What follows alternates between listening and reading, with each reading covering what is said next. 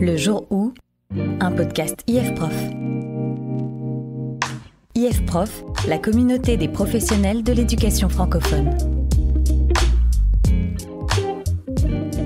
Le jour où j'ai fait rapper mes élèves en français.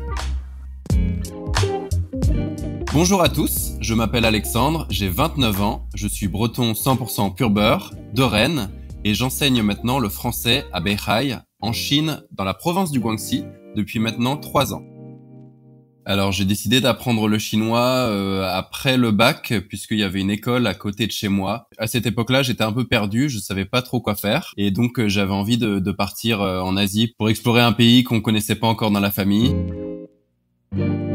Au départ, je voulais être prof de chinois en France. Après mon master, j'ai passé le CAPES de chinois, mais c'était trop difficile pour moi. Il faut vraiment un niveau au-delà de l'excellence. Et donc ensuite, j'ai eu des entretiens, on m'a proposé des postes intéressants, notamment dans la région parisienne, du côté de Bordeaux, etc. Mais j'ai quand même préféré finalement le choix de la Chine. Prof de français en Chine, pour moi, avait plus de sens que prof de chinois en France. Enfin, disons qu'en Chine, ça correspondait plus à mes besoins. On m'a proposé donc un premier poste à Pékin en 2018 exactement, et je suis tombé sur plusieurs offres, j'ai passé des entretiens et donc j'ai été retenu, mais malheureusement ça s'est pas passé comme prévu. C'était l'apothéose pour moi puisque j'avais fini mon master, j'étais vraiment lancé dans la vie active, j'avais mon visa de prêt, c'est compliqué d'avoir un visa chinois, ça demande beaucoup de temps. Et ensuite, j'ai passé un super été, donc juste à profiter de la France et à me demander ce que j'allais faire après en Chine. Et là, quelques jours avant le départ, vraiment, je pense que c'était une semaine avant, avec un ami à moi, on a eu un accident de voiture assez sérieux qui a fait que j'ai dû abandonner ce projet. Je me réveille à l'hôpital, je comprends pas ce qui m'arrive, j'ai du mal à parler, donc je suis vraiment en mille morceaux. Je comprends pas en fait, je pense que je suis en état de choc, je comprends pas ce qui se passe. Après cette petite période où je sais pas quoi faire, je me remets vite sur pied parce que j'ai quand même la chance d'avoir de la famille et des amis qui viennent me voir, qui me soutiennent, qui comprennent. C'est pas la fin du monde, je commence à comprendre que ça va juste être décalé d'un an. Et donc je me dis que vaut mieux profiter de ce temps au lieu de broyer du noir. Et donc j'ai commencé à améliorer mon chinois, à me concentrer un maximum sur le sport pour que ma rééducation se passe le plus rapidement possible. J'ai vraiment tout fait pour ne pas perdre de temps, quoi. Je me suis dit que j'avais eu beaucoup de chance et donc il valait mieux ne pas la gâcher. Beaucoup n'ont pas cette chance-là. J'ai relancé des recherches et j'ai trouvé plusieurs postes, 2 dans des grandes villes et le troisième c'est donc ma professeure qui m'a fait passer le master qui me l'a trouvé. J'ai rapidement fait mon choix puisque moi je préfère les petites villes, c'est beaucoup plus à taille humaine, c'est beaucoup plus sympa et surtout il y avait l'air de la mer qui était là et pour un Breton c'est important. Et donc ensuite, c'est l'arrivée à Beihai, effectivement, donc à l'école des langues étrangères, à l'école expérimentale des langues étrangères de Beihai, et je suis en charge des collégiens. Le courant est passé tout de suite, on s'est amusé, on a rigolé. J'ai réussi à faire mes cours, alors des cours un peu brouillons parce qu'effectivement j'ai pas d'expérience, mais en tout cas, il y avait plus de sourires dans la classe, donc c'était sympa.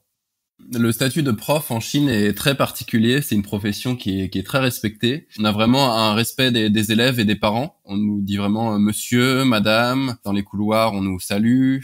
C'est vraiment agréable, on se sent valorisé.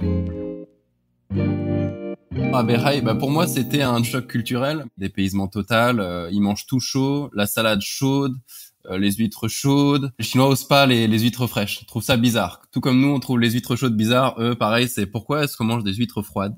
Donc effectivement, je suis arrivé à ma première année, donc 2019-2020, et directement la première année, on m'a mis sur le champ de bataille, vraiment. On m'a dit tous les nouveaux profs doivent faire un cours public devant la direction, les profs, les vice-directeurs. Alors grosse pression, je peux pas me permettre de louper. Malgré tout, j'avais pas envie de faire un cours à la chinoise où c'est-à-dire je répète 40 mots et disons qu'ils ont des cours très très cadrés. J'avais envie de faire quelque chose d'un peu plus original. Et donc je me suis dit, en ce moment, on étudie la présentation de soi, donc à dire j'ai les cheveux noirs, j'ai les yeux noirs, etc. Ça pourrait être marrant de faire un peu de rap dessus, que rap qui est une musique que j'aime beaucoup. Et donc suite à ça, je me suis dit bon alors comment est-ce que je pourrais faire un cours sympa en 40 minutes? C'est vraiment un show. Et donc j'ai créé un label qui s'appelle BY Music. Le moment où on est entré donc sur la scène, alors j'étais moins stressé que ce que je pensais. Finalement, je me mets assez vite à l'aise. Je suis en tenue officielle, donc c'est-à-dire le costard, enfin pas la veste de costard, mais un peu classe. Et là, forcément, le cœur bat un peu la chamade. Et ça commence. Et je l'ai répété plusieurs fois en fait, ce cours. Un peu de stress au début et après j'ai enchaîné. J'ai oublié qu'il y avait du monde qui me regardait. Vraiment, j'étais dans mon cours. C'est une classe que j'aime bien, donc c'était pas compliqué de regarder les élèves et d'oublier que j'avais des observateurs. Premier acte, j'ai fait des virelangues, donc des trucs un peu sympas. Par exemple, si ton tonton sera tendu.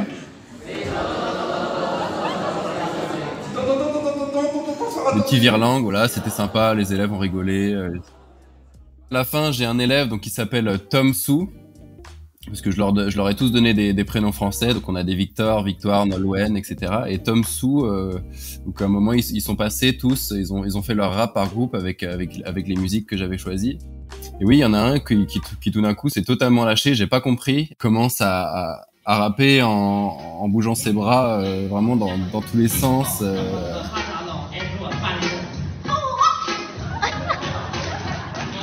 Et il accentuait bien les fins de phrases, donc vraiment on sentait l'ambiance. Et là, tous les profs qui étaient dans la salle, tout d'un coup, se sont détendus encore plus. Vraiment, tout le monde a rigolé. Donc, j'ai fait le buzz dans l'école, quoi, dès ma première année. Donc j'étais vraiment content. Ça a bien marché. Ouais, je pense qu'on se souviendra de BY Music dans les charts. Ce que je me dis une fois ce cours terminé, c'est déjà ok, j'ai réussi. C'était un grand challenge pour moi, j'ai réussi. Et ce qui m'a vraiment fait réaliser, c'est les jours qu'on suivi, quand j'ai vu du coup la vidéo de cet élève qui tournait un peu partout, les gens qui reprenaient et les commentaires sur mon cours un peu on n'a jamais vu ça dans l'école, quoi. C'est vraiment donc ça a changé un peu la perception. Ils ont vu que j'avais des idées originales. Moi ça m'a rassuré en tant que prof. Je me suis dit ok, je sais être créatif, je sais faire des choses. Donc ça m'a donné confiance pour la suite. Et les élèves aussi, ils étaient contents. C'était une bonne expérience pour eux. Ça a permis de renforcer encore plus la relation avec les élèves. Et après, c'est plus facile de faire plus de choses en cours, plus d'activités quand les élèves t'apprécient un peu plus. Ouais. Je suis comme un grand frère, quoi, pour eux, en fait. Je suis comme un grand frère pour eux, un grand frère étranger en plus, donc c'est sympa. Être prof, c'est incroyable. Ça permet de se développer professionnellement et personnellement. Et j'ai du contact social en permanence avec les enfants, les parents, les profs. On bouge en permanence, on a des activités scolaires, on voit le monde des fois à travers les yeux d'un enfant de 6, 8, 10, 12 ans. Et ça permet de faire des décalages sympas. Alors des fois c'est pas facile, hein, forcément. Des fois on rit, mais des fois on pleure. Mais je dirais ça, ouais, la richesse humaine, le métier de prof, je pense que c'est vraiment ça, les contacts sociaux. S'il y a des membres de la communauté IF Prof qui veulent venir manger des huîtres chaudes en Chine, c'est vraiment un endroit très intéressant pour se déconnecter complètement. Et surtout si c'est la première fois où vous y allez, il y aura un poste de prof de français pour vous et un dépaysement total. Et des huîtres chaudes au petit déjeuner. Vous avez aimé ce podcast ? Retrouvez tous les épisodes sur notre chaîne.